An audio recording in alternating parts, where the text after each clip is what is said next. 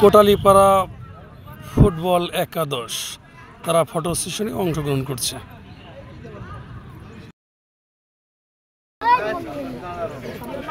দর্শক, আমি এই মুহূর্তে অবস্থান করছি গোপালগঞ্জের মকসুদপুর উপজেলার দিগনগর ইউনিয়নের দিগনগর খেলার মাঠে।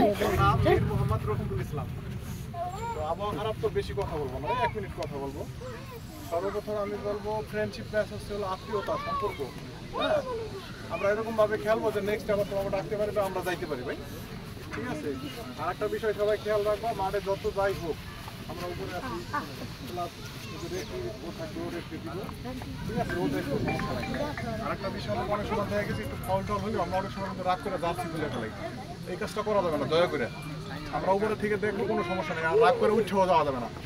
হ্যাঁ, তো আমার আর এক বড় ভাই আছে, ও কিছু কোন সমস্যা নাই, বলো মুরব্বী আসেন আসেন আসেন আসেন আরে আসেন আসেন কিছু বলেন ভাই।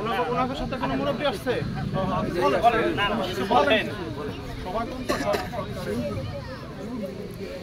বলেন কিছু। যেভাবে খেলাটা সুস্থ ভালো হয়, যাতে মানুষ দেখতে পারে, আচার ব্যবহার ভালো করবে।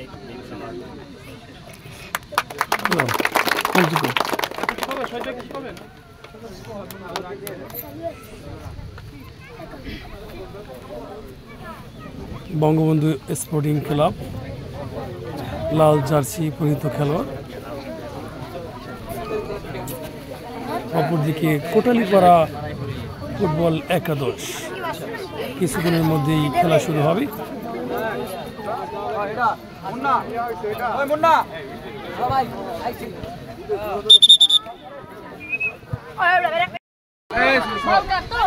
দিগনগর বঙ্গবন্ধু স্পোর্টিং ক্লাবের ফটো সেশন চলছে।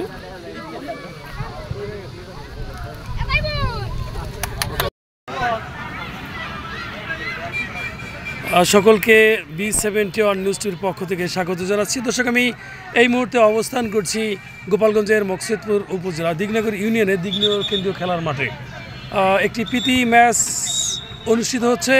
কিক অফের মধ্য দিয়ে কিন্তু খেলা শুরু হয়েছে। দর্শক, আমি যে দুটি দল অংশগ্রহণ করছে এরা হচ্ছে বঙ্গবন্ধু স্পোর্টিং ক্লাব বনাম কোটালীপাড়া ফুটবল একাদশ।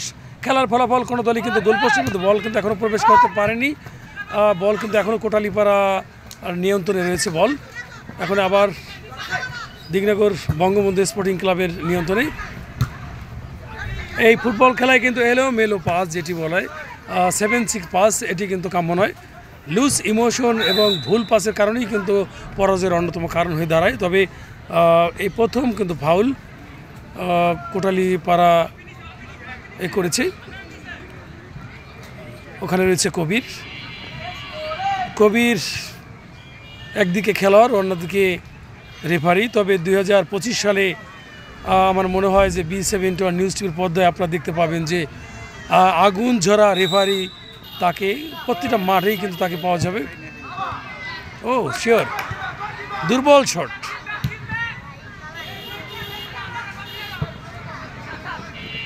ওখানে রয়েছে ভাজন্দি শিকদার ফুটবল একাডেমির জিকে। শুধু ভাজন্দি নয়, এটি হচ্ছে ঢাকা বসুন্ধরা কিংসের জিকে সিনহা মোল্লা। আবহাওয়া অনুকূলে নয়,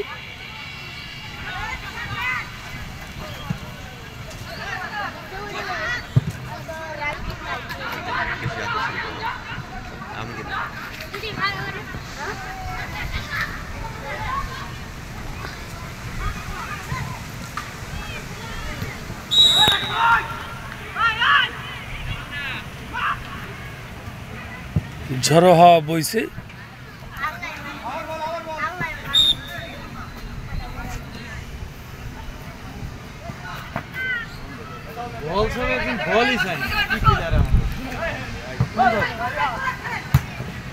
অসাধারণ গোল, গোল গোল, প্রথম গোল। এখানে মাঠের মধ্যে হলুদ কার্ড কিন্তু পেয়ে গেল, যদিও একটি গোল হলো। বঙ্গবন্ধু স্পোর্টিং ক্লাব 1-0 গোলে কিন্তু এগিয়ে রয়েছে। দর্শক অনেকটা কিন্তু আবহাওয়া খারাপ এই দেখতে পাচ্ছেন, তার মধ্যেও কিন্তু আমি লাইভে যুক্ত রয়েছি। 1-0 গোলে এগিয়ে রয়েছে Dignagar Bangabandhu sporting club. Dignagar Bangabandhu sporting club 1, Kotalipara 0। Kotalipara অনুকূলে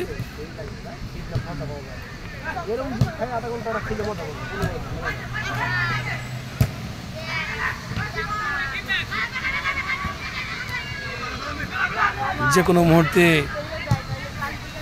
ঝড়ো হাওয়া বইতে পারে।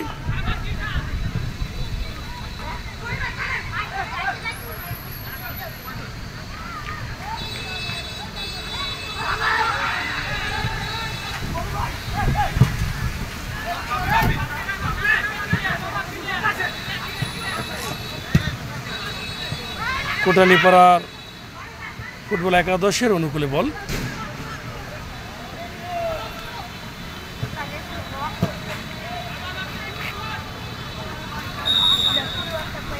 কোটালীপাড়া ফুটবল একাদশ 0, দিগনগর বঙ্গবন্ধু স্পোর্টিং ক্লাব 1-0 গোলে এগিয়ে রয়েছে দিগনগর বঙ্গবন্ধু স্পোর্টিং ক্লাব।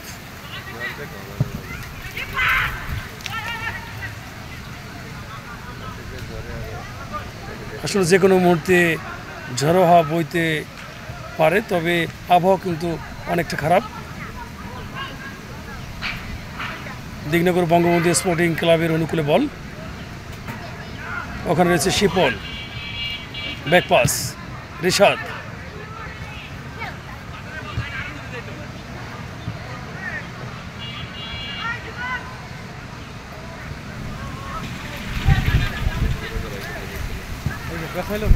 গোল হওয়ার সম্ভাবনা, তবে না।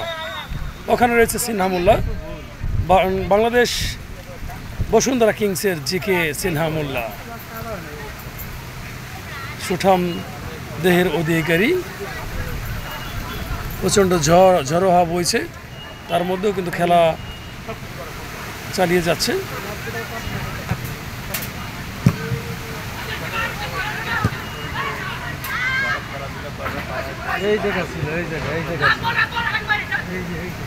দিগনগর বঙ্গবন্ধু স্পোর্টিং ক্লাব 1-0 গোলে এগিয়ে রয়েছে। কোটালীপাড়া অনুকূলে বল, ব্যাক পাস। তারাও কিন্তু চাচ্ছে যে গোলটি পরিশোধ করার জন্য।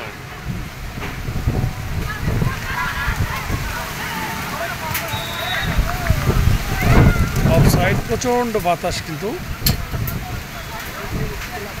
আমগুলো দোল খাচ্ছে, প্রচণ্ড ঝড়ো হাওয়া বইছে। আজকের এই খেলাটি অনুষ্ঠিত হচ্ছে গোপালগঞ্জের মকসুদপুর উপজেলার দিগনগর ইউনিয়নের দিগনগর কেন্দ্রীয় খেলার মাঠ থেকে। সরাসরি লাইভটি সম্প্রচার করা হচ্ছে আলামিন ট্যুর অ্যান্ড ট্রাভেলসের পরিচালক আলামিন শেখ শিকদার, সেবা ফাউন্ডেশন পরিচালক সৌদি প্রবাসী রাসেল শিকদার এবং শেখ লিটন, সেবা ফাউন্ডেশনের পরিচালক দুবাই প্রবাসী শেখ লিটন এবং শেখ শাহিন এর সৌজন্যে।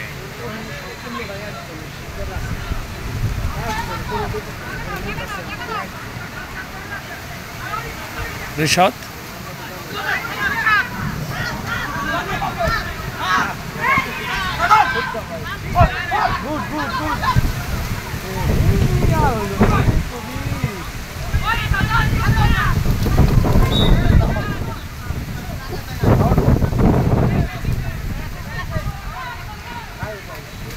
এক 1-0 গোলে এগিয়ে রয়েছে Dignagar Bangabandhu sporting club.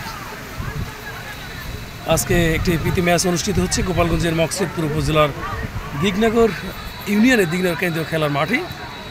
Sponsor by আলামিন ট্যুর অ্যান্ড ট্রাভেলসের পরিচালক আলামিন শেখ শিকদার, সেবা ফাউন্ডেশন পরিচালক।